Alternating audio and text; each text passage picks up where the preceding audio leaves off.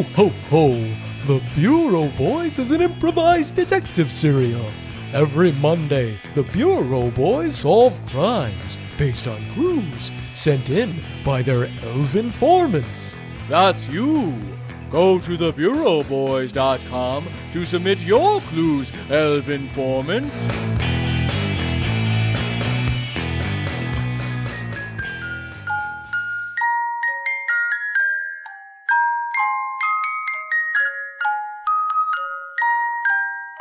Thank you to Elvinformant April for this week's clue. Sell. When we last left the Bureau Boys, they had discovered a boiling cauldron not too far down a little valley from what looks to be a ranch in the distance. What? You know, there was a cauldron. Not too far from the cauldron was what appeared to be a ranch. Oh. But the boys stopped at the cauldron and Found a recipe, yes. There was also sort of homework from some sort of person that was written on stationery that was from the Hill Valley Orphanage. That's right. And after inspecting the contents of the cauldron, they decided to visit the Hill Valley Orphanage, the most famous and or infamous orphanage in the tri-state area. You know who else visits the Hill Valley Orphanage at least once a year? Santa. That's right. In fact, this is a well-known recruiting ground for Santa's little helpers. Kinda like a QAnon recruiting ground? Like Reddit? Yes, because all of these children have been broken down. They don't have much going for them, and they are very willing to do anything for a scrap of bread. You know what's funny? That the girl or boy who wrote the homework to find Grandma's recipe wrote it on orphanage stationery. Also, why does an orphanage need stationery? Well, I suppose to keep the children busy. Let it also be known and recorded on the record that the stationery is not made of trees or sugar cane or hemp, but in fact made of skin. Well, if the kids don't have anything going for them or anything to do, they could just have them make coin purses and sell them on Etsy. Was that worth it? I don't know if that was worth it. Well, when we edit this episode, narrator, we'll decide if we should take that part out or not. Good point. So the Bureau Boys pull up to the Hill Valley Orphanage in their sleigh with 8 tiny horses. And before them is a great wrought iron fence with a big sign that says Hill Valley Orphanage, beware. Beware! Orphans' bark is not worse than their bite. You would think it would have just been easier to write Orphans Bite, beware. Or just a simple beware of orphans, which is, frankly, a lesson that we all should learn. Thankfully, they did put a little illustration of an arm and leg being gnawed on by a tiny child. So you get a visual for what could happen to you if you don't heed the warning. Detective Riley, first of all, this is one of the most gnarly wrought iron gates I've ever seen in my life. This is like straight out of Gotham. You know what, Detective Riley? I don't have time to explain. Where he flies through the air. Detective Riley, I don't have time to explain every single reference I make to you. I agree. This is pretty wrecked. It looks like these wrought iron gates have had to been repaired over and over, like repeatedly ironed. Yeah. Because there's a lot of dents, a lot of chips, looks like patched up, broken bars that had to be re-sealed. I'm not a metal worker, but Clearly. Neither am I, Detective Riley. We're not metal workers. That's not what we get paid for. Also, Detective Riley, I haven't gotten a paycheck in 2 months. How about you? no, I've actually been waiting on my Christmas bonus, which I also haven't received. Yeah. But I am going to have some words for management if we could ever figure out who our managers management are. is, yeah. Yeah. Or yeah, where they yeah. live, or possibly who we report to in any sort of way. You know what, Detective Riley? That's a mystery for another day. Exactly. When I get my 1040, presumably sometime this month, I will probably try and find an address. It's probably going to be a P.O. box. But Detective Riley, I think we need to get over this gate. You're right. When we're done here, we'll grab a sixer and we'll go on the hunt. We'll have a gay old time. I agree. We'll grab a sixer, which is like 2 packs of the 3 bars of soap that I got you. Which, by the way, I haven't had a chance to hang up yet because we just dashed out of the office, but I'm very excited to hang them up. I've been thinking about some other decorations because I also have some shampoo bottles Good. that I got years ago from you, and I have some foot scrubbers, the pumice rocks that I've never used. I still keep them in the plastic because I think, fingers crossed, they're going to be worth a lot of money someday. So I'm keeping them in their original packaging. And I did sign them. I signed the packaging, so. Detective Riley, you know what I'm thinking? You still have your popcorn mace, right? Right here, baby. You've got your popcorn mace. I still have my candy cane nunchucks. I'm noticing how long the garland that I have in my candy cane nunchucks is, and how long your popcorn string is in your popcorn mace. Yeah.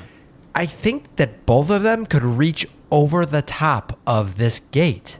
Yeah, I feel like we should just scale this wall and not use the buzzer at the front of this gate to let them know that we're here. So, Detective Potter and Detective Riley throw their respective weapons onto the top of the gate and hoist themselves up and over the wrought iron gate, dropping down on the other side, leaving their steeds and sleigh behind.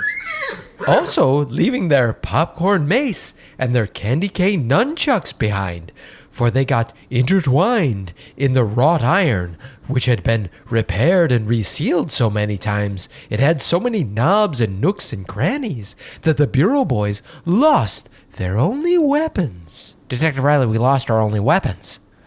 Jeez. Well, I can't climb this fence. I'm not tall enough. And you're not either. Don't even think about it. Okay, I'm not. We don't have to. We're on the other side of it now, Detective Riley.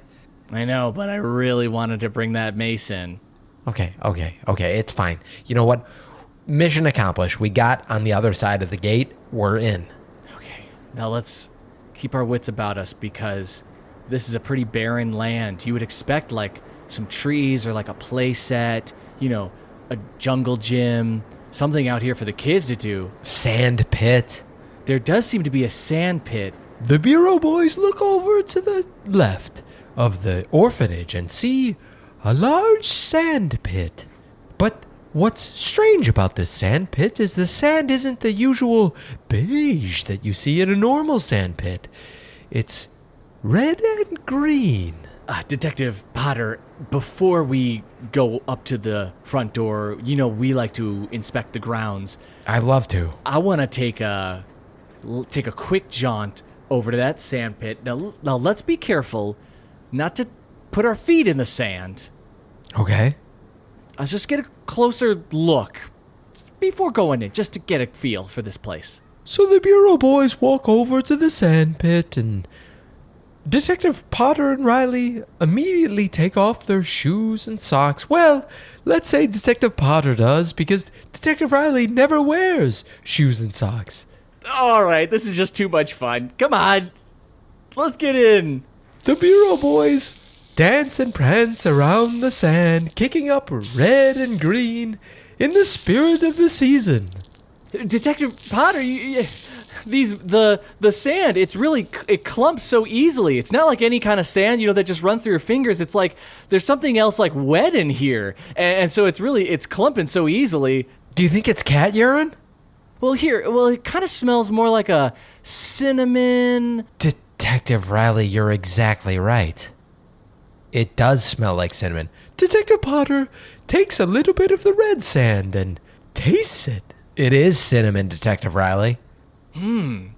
Cinnamon. And a hint of, it's like a good hot beverage on a cold, wintry day. Detective Riley, don't play coy with me. I know you drink oolong tea every morning because I come in 10 o'clock every day, which is when the workday starts, and I know that you're sitting back with your dirty feet up on your desk sipping oolong tea. That's the way any good man should start his day. Oolong tea, made by the Oolong Company. Detective Riley, do you think we should start our day before 10:30? Not if management has anything to say about it, and they don't. Have they said anything? I don't know. No, I haven't heard anything, Okay. so I feel like I think we're fine. Detective Riley, you're exactly right, though. This is not sand, I don't think, at all. This is cinnamon and oolong tea leaves. Right. I better put some of this in my pocket then, yeah. Good point, Detective Potter. I'll bring this home. We can brew it later. Detective Riley puts it into his pocket, but as everyone knows, Detective Riley doesn't mend his pockets, so all of the oolong tea and cinnamon runs right back out into the sand pit. Hey, Detective Potter, you wouldn't happen to have some more of that pixie dust, would you? I do. Okay, can you just apply a little to my pockets? Just real fast. I'll let it dry. Detective Potter takes some of his pixie dust, mixes it back with his super glue that he had, and mends Detective Riley's pocket. Thanks. You're welcome. Okay, now, fun time is over.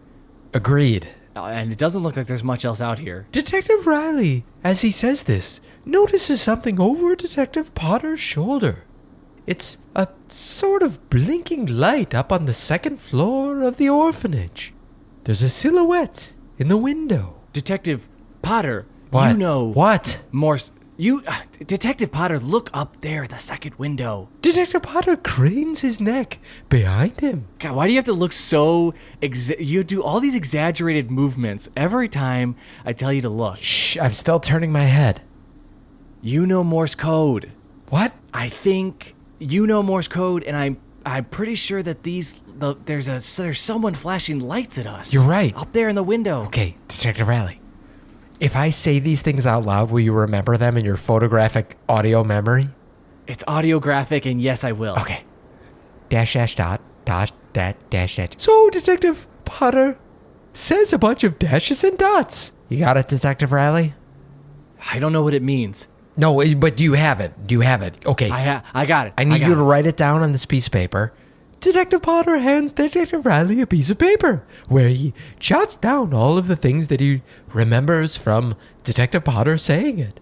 Detective Riley, this is a message. Whoever is in that room is blinking the lights and saying, "Hey, sup, Bureau boys?" What? How do you think? What? They know us? Yes. Wait, first of all, who calls us the Bureau Boys? That's a ridiculous name. I don't know. That's very insulting. Okay, there's more. Need to get out, totes. Okay, and this, I don't know how they translated this to Morse, but there's a grapefruit emoji. And then they say, meet me on the second floor at 10:25 sharp. Detective Riley, what time is it? It's 10:22. We gotta get upstairs. So the Bureau boys break down the door of the orphanage.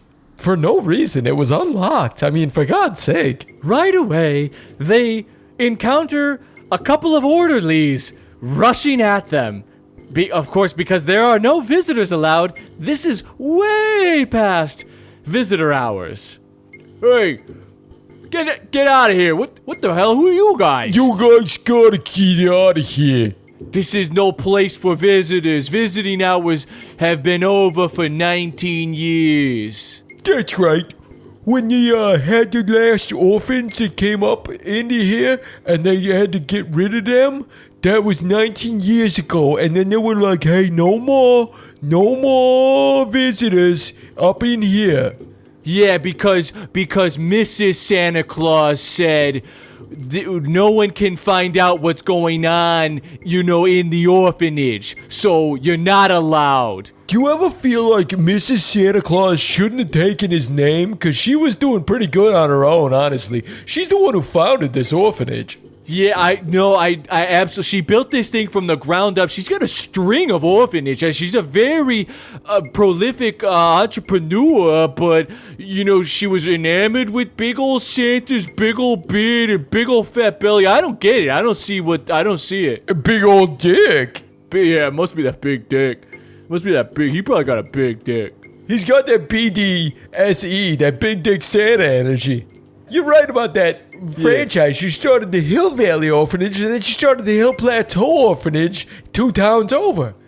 28 minutes away. While the 2 orderlies stopped to chat about Santa's giant cock, the Bureau boys slip right past them. Hey, where'd those guys go? Meanwhile, the Bureau boys creep up the stairs to the 2nd floor. They find a door marked 13. Detective Riley, I just want to say, if there is a tasteful cabinet behind this door, I don't want any part of it. Yeah, we got enough problems with the one we got at home. Am I right? Agreed. Please wash your face. Now, I'm not going to lie. This doesn't look like a normal room for an orphan. It looks more like what you'd keep a prisoner in. Yeah, exactly. Or like mitochondria. You're talking about a cell, right, Detective Riley? On the nose, Detective Potter. On the nose. Yes, I totally agree. There's bars in the window, and there's a little slot under the door where you can slide in like a meal tray. It's not even that little. It's tall enough to fit like a juice glass underneath it.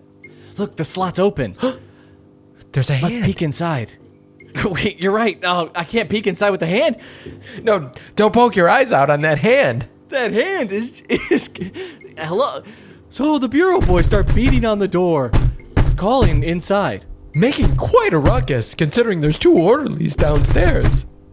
But those orderlies are still engrossed in the stock market. Just then, as they're making all this noise, the slots on the other doors open as well, and more hands come out of them. Please, sir, please give us something to eat or drink or read or do a crossword on, or maybe like a Samsung tablet. Please, Sudoku, Minesweeper. I'd take a good crossword puzzle at this point. Jesus Christ, I've been here for 3 years. I want an Xbox One.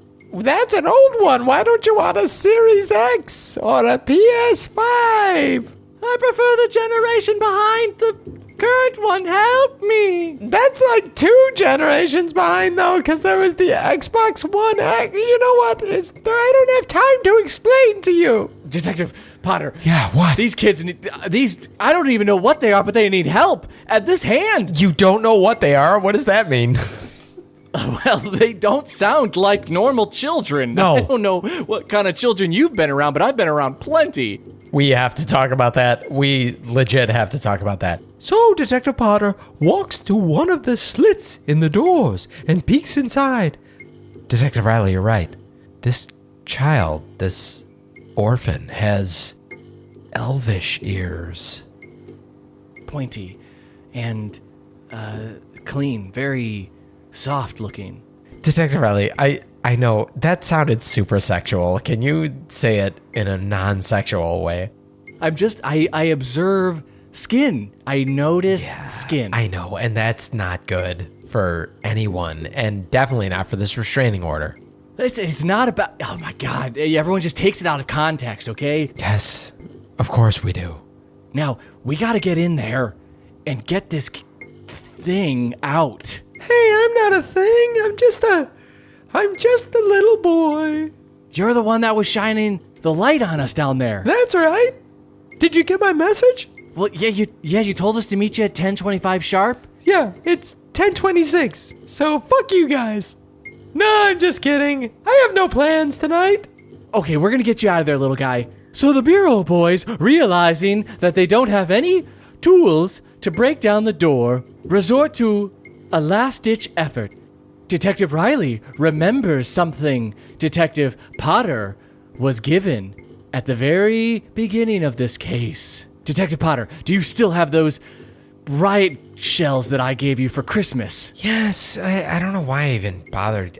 You don't have a gift receipt, do you? Detective Potter, now is not the time to be a regifter. No, I'm not. Well, that wouldn't be re-gifting. It would be returning it and getting the cash. You know what? Next year, just give me cash. I'll just buy whatever I want. Like, honestly. Cash is so impersonal. You know, it just takes away the spirit of Christmas. Yes, but I sold my riot gun to buy your gift. It's, you know what? I would have been happier with cash. Well, you know what? That riot gun must have been crap since you only bought me 3 bars of soap. Thanks a lot. I have like 9 mantles. I have a lot of places to put soap. Well, I sold it on OfferUp. I got underbid. All right, well, now I'm upset. Christmas is ruined. We're all upset. What about the riot? Here, yes, I have the riot shells. So Detective Potter pulls out the riot shells and hands them to Detective Riley. And now I want you to sprinkle a little bit of that pixie dust on this riot shell. So Detective Potter takes out his magic pouch, arguably of pixie dust, and sprinkles it onto the riot shells. Okay, I think I know where you're going with this, Detective Riley. We're gonna slide these shells underneath the door. Yep. With the glitter on them. Yep. Yeah. And go ahead. Well, there's only one type of creature that I know that can use pixie dust. A pixie? Pixies? So I guess there's actually a second creature I'm hoping to God Almighty that they can use it. You talking about reindeer? I'm talking about elves. Oh, okay, good. Because I was going to say, why wouldn't you just use my reindeer nip instead of the glitter? Okay, yeah. No, good idea. So Detective Potter takes out his veterinarian book again and flips to the section on elves. Detective Riley, you're right. Elves are attracted to 2 things: shininess and the smell of gunpowder. Because, as you know, they all fought in Vietnam. So Detective Potter rolls the shells underneath the cell door. Okay, little guy, take those shells and use them to blow a hole in this door and get yourself out of there. First of all, who in the hell are you guys? Well, I'm Detective Riley. This is Detective Potter. We're from the Bureau. Right, I got everything. So the little orphan picks up all the shells and amasses them underneath the door. And he has a little bit of a flint that he found in the yard one day, and he strikes it against the shells, and it blows open the door. Okay, thanks, guys. You're being very flippant about the situation, little guy. We are breaking you out. You are obviously locked in here. You're a prisoner. I kind of feel like I broke myself out, though. Well, yes, with our help. Well, okay, yeah.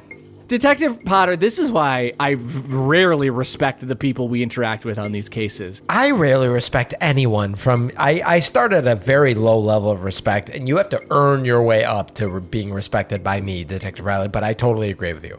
And he's falling down the chutes and ladders right now of respect. Way down.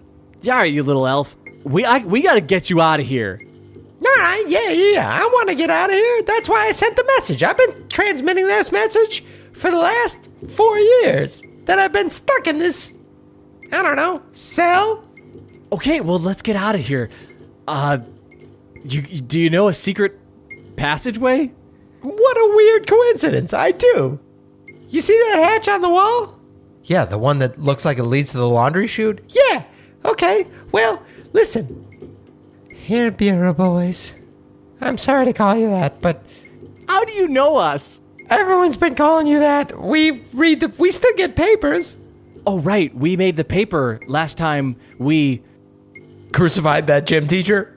I was going to say when we killed that witch, but no one knows we actually killed her. No, she kind of killed herself. I agree. She kind of killed herself. Yeah, exactly. Yeah, well, I read both headlines. Okay, so that laundry chute over there. The orphan gestures to a laundry chute just down the hall. That laundry chute over there, it goes out into the basement. The basement where you'll find something that might help you along the way. You don't seem too happy about that basement. Must be something pretty bad down there. That basement is let's just say it's a scary place for the orphans. It's a place that you don't want to end up in. You ever see Cool Hand Luke? Detective Riley, I'll explain it to you later That's on. the one. No, where Detective Riley, he's got to get a bunch of gold from a mine. No, Detective, no. Yes, I have seen Cool Hand Luke. I'll explain it to him later. Yeah, well, you know how in Cool Hand Luke they used to put him in the box? Yeah, yes, I do. And I'll explain to him later on.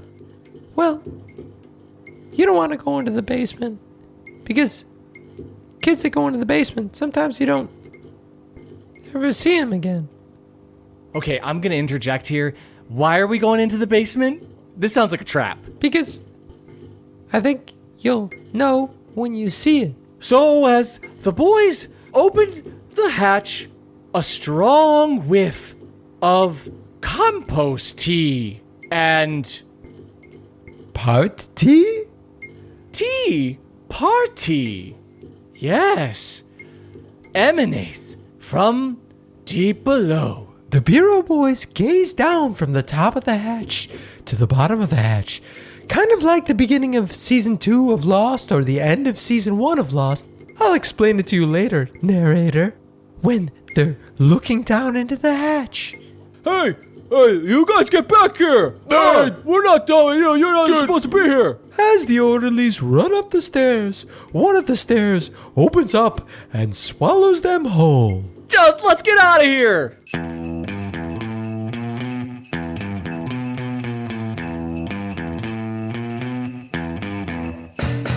What will the Bureau boys find at the bottom of the hatch? Can this little elf be trusted?